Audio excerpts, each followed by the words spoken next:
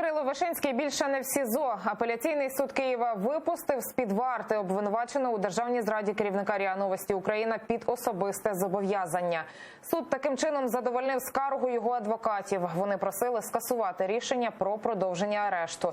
19 липня Подільський райсуд Києва продовжив Вишинському арешт ще на 2 місяці.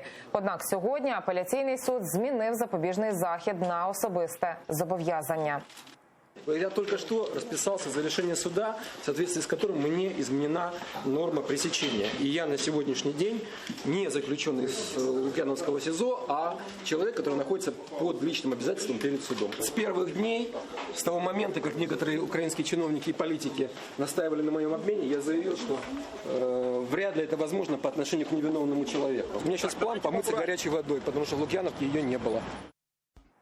Керівника РІА Новості Україна Кирила Вишинського затримали торік у травні.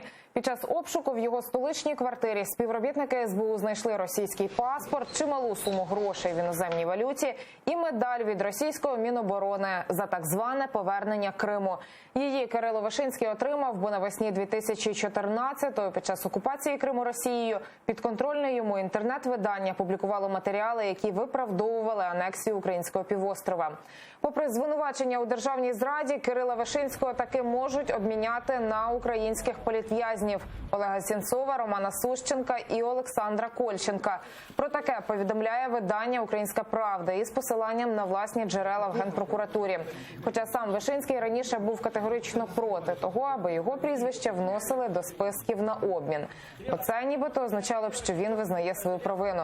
За схожим сценарієм, також під особисте зобов'язання, окупаційний Кримський суд напередодні відпустив із Сімферопольського СІЗО кримського татарина Едема Бекірова.